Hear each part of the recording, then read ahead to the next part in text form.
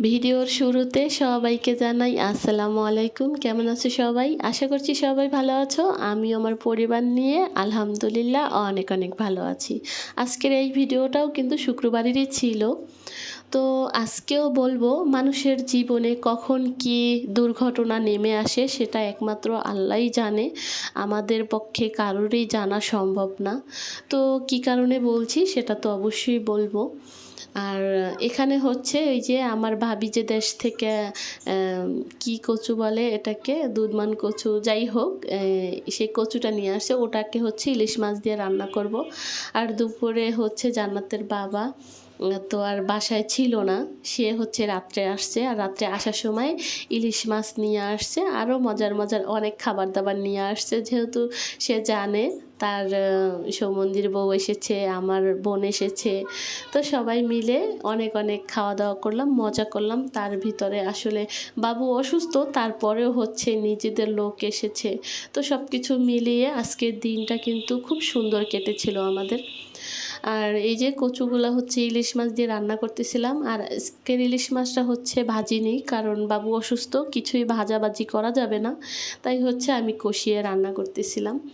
আর কচুটা একটু শক্ত হয়েছে, এটা আসলে সেদ্ধই হইতেছিল না, কি কারণে জানি না। হয়তো এখন বৃষ্টি নেই, এই বৃষ্টির কারণে হচ্ছে এই সমস্যাটা হয়ে গেছে। তো কচুটা কিন্তু খেতে পারিনি, রান্না করাটাই আমার শুধু কষ্ট গেছে। যাই হোক, এখান থেকে শিখে গেলাম যে এই দিনে এই কচুটা খাওয়াটা ঠিক হবে না।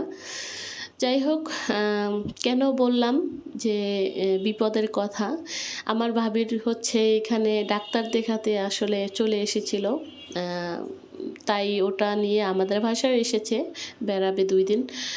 কিন্তু তার ভাগ্যে আর হলো না বেড়ানো, কারণ দেশে হচ্ছে ভাইস্তাকে ওর মাদ্রাসা থেকে হচ্ছে অনেকগুলা লোকেরা তুলে নিয়ে যাচ্ছিল।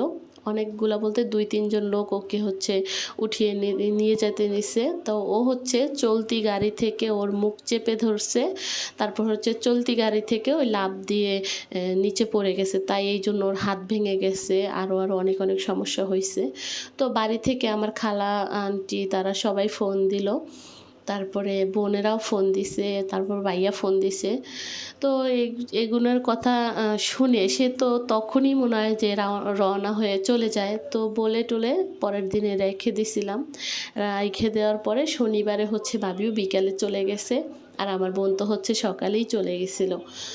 তারপরে এই যে তারপরেও বিপদ আসলে কাটে না, দেশে আমার ভাইও অসুস্থ। তো সব কিছু মিলিয়ে যেরকম হাসি খুশিতে দিনটা কাটতেছিল এবং মাথার ভিতরে দুশ্চিন্তাও কাজ করতেছিল।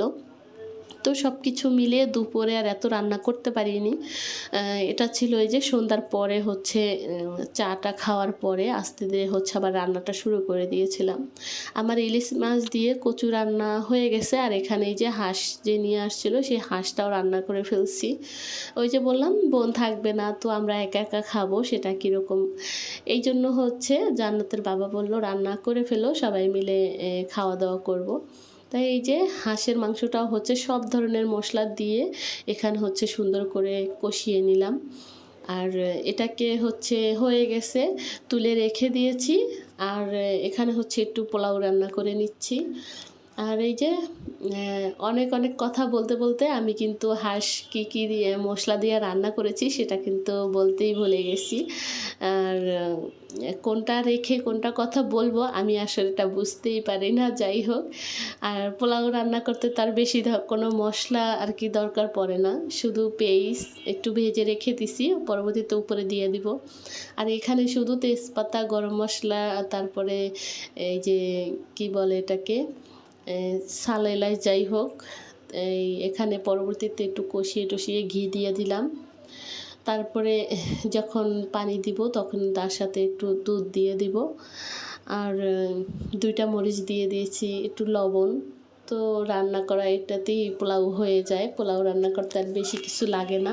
তো এই যে আমার পোলাওটা কিন্তু একদম ঝরঝরা হয়েছে, আর এটা কিন্তু বাড়ি থেকে নিয়ে আসা পোলাওর চাল। আর চালটা এত সুন্দর ছিল, এত সুন্দর ঘ্রাণ ছিল কি বলবো, অনেক সুন্দর ঘ্রাণ ছিল। আমরা যে প্যাকেটের চালটা কিনে নিয়ে আসি তার থেকে অনেক সুন্দর ঘ্রাণ ছিল। আর আমি তো হচ্ছে পোলাওর উপরে এই ভাজা পেস্ট আমার পছন্দ না, তারপরও একটু সাজানোর জন্য দিলাম, তাই হালকা একটু ভেজে নিছি, বেশি ভাজিনি। তো এই যে আমার পোলাওটা হয়ে গেছে। আর এখানে যে মাংসটা আর কি প্রেশার কুকারে উঠায় রেখে দিছিলাম, ওটা হচ্ছে অন্য একটা পাতিলে ঢেলে নিছি। এখানে হচ্ছে এখন একটু একটু নেড়ে চেড়ে তারপর হচ্ছে একটু জিরার গুঁড়া দিয়ে দিব, তাহলেই আমার হাঁস রান্নাটা হয়ে যাবে। আর এই হাঁস রান্নায় তো একই সেম সব কিছু আর কি দিয়েছিলাম, যেমন আদা বাটা, রসুন বাটা, তারপরে সস, হলুদ, মরিচ, গরম মশলার গুঁড়ো, তেজপাতা, এই সব। আমি এর চেয়ে আর বেশি কিছু মশলা দেই না। অনেকে আছে অনেক ধরনের মশলা দেয়, কিন্তু জান্নাতের বাবা হচ্ছে অন্য ধরনের মশলা দিলে এগুলো বেশি খেতে পারে না, তাই সিম্পলভাবেই সবসময় রান্নাটা করি। তো ফাইনালি রান্না করাটা হয়ে গেছে, আমাদের খাওয়া দাওয়া শেষ, এখন হচ্ছে আম খাওয়ার পালা। আর এই পর্যন্ত আমার ভিডিও যে আপু ভাইয়ারা দেখছো কিন্তু একটা লাইক দিতে ভুলে গেছো, প্লিজ মনে করে একটা লাইক দিয়ে দিবে, তাহলে তোমাদের মতো অসংখ্য আপু ভাইয়াদের কাছে আমার ভিডিওটা পৌঁছে যাবে। এই যে ভিডিওর একদম শেষ পর্যায়ে চলে এসেছি, আম মাখাতে মাখাতে লোভ তো পড়ে যাচ্ছে। যাই হোক, সবাই ভালো থাকো, সুস্থ থাকো, আমাদের জন্য দোয়া করো। আল্লাহ হাফেজ।